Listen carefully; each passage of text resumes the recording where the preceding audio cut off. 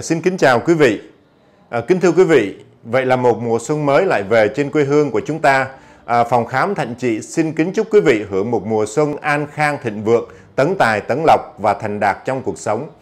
Kính thưa quý vị, trong những cái ngày vui xuân đón Tết này, đi đâu chúng ta cũng được thưởng thức những cái bữa tiệc hết sức thịnh soạn với nhiều loại thực phẩm khác nhau. Do đó, vấn đề an toàn vệ sinh thực phẩm là một điều hết sức quan trọng trong những cái ngày vui xuân đón Tết này. Tuy nhiên, vẫn không tránh khỏi những cái trường hợp ngộ độc do thực phẩm gây ra.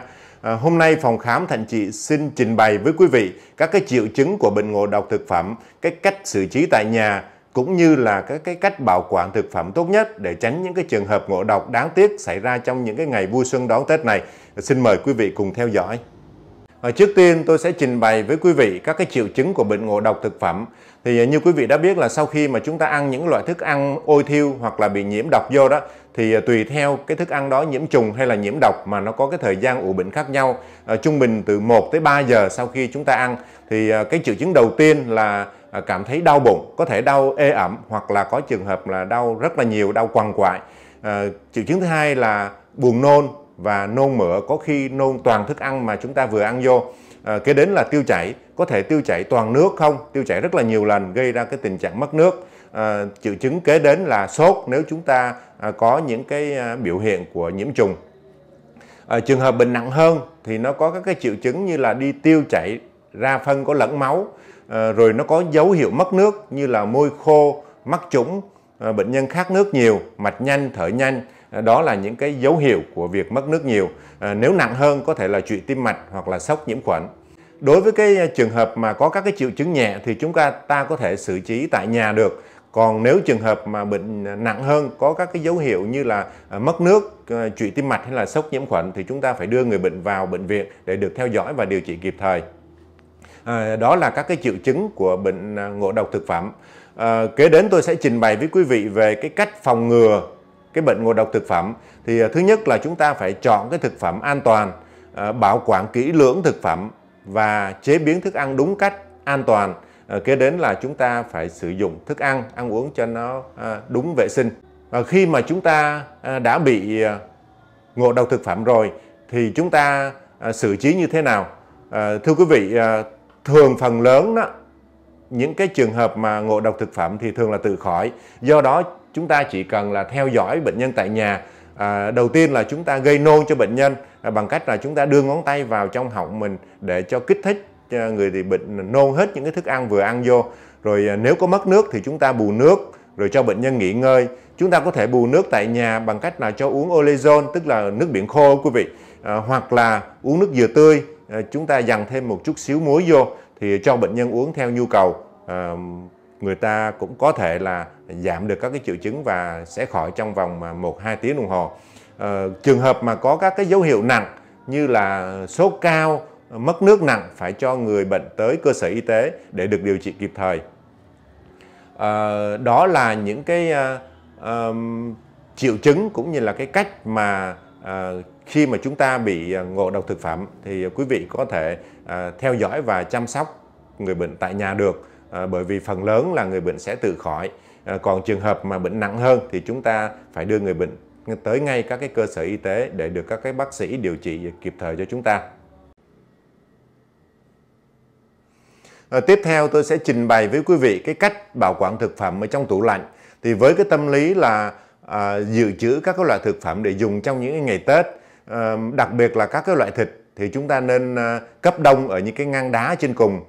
Chúng ta nên có những cái bao bì chuyên dụng để mà gói những cái loại thịt vào từng một cái bao bì khác nhau theo cái từng cái loại thịt. Và chúng ta cũng nên chia nhỏ những cái loại thịt ra thành những cái phần ăn cho nó hợp lý cho mỗi bữa, tránh tình trạng mà chúng ta xả đông ra rồi chúng ta dùng không hết, chúng ta lại cấp đông lại lần thứ 2, lần thứ 3 thì như vậy là cái chất lượng của thịt nó cũng sẽ bị giảm đi.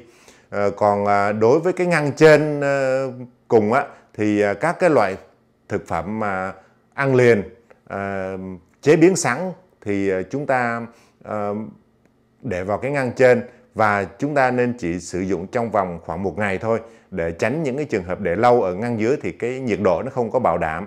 Cái ngăn giữa thì chúng ta nên dùng để dự trữ những cái thức ăn mà cái bữa hôm nay chúng ta ăn không có hết, chúng ta còn dư lại, thì chúng ta có thể để vào cái ngăn giữa đó một vài tiếng, tối đa là khoảng 6 tiếng trở lại.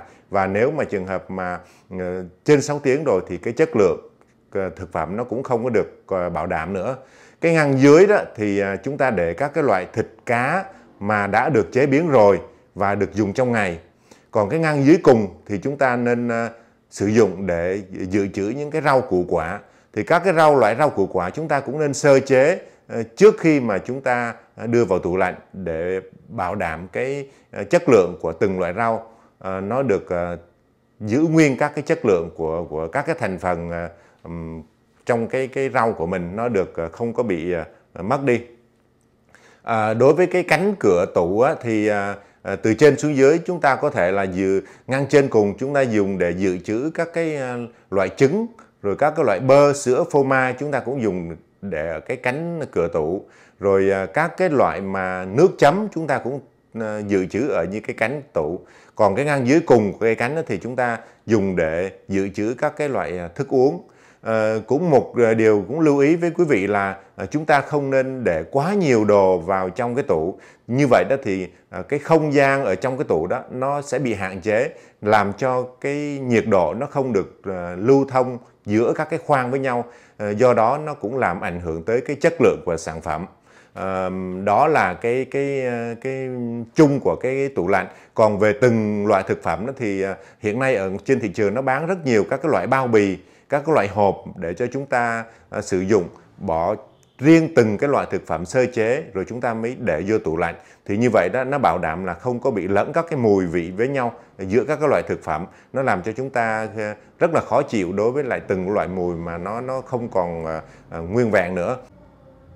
Trên đây là những triệu chứng và cách điều trị bệnh ngộ độc thực phẩm tại nhà nhằm giúp cho quý vị có sức khỏe tốt để hưởng một mùa xuân trọn vẹn. Một lần nữa, Phòng Khám Thạnh Trị xin kính chúc quý vị một mùa xuân an khang, thịnh vượng và thành đạt trong cuộc sống. Xin quý vị like, đăng ký kênh, ấn chuông thông báo và chia sẻ để mọi người cùng theo dõi và ủng hộ kênh của chúng tôi, để chúng tôi có động lực đóng góp cho quý vị những cái kiến thức y học thường thức, góp phần cho cuộc sống của chúng ta ngày càng tốt đẹp hơn. Xin kính chào quý vị.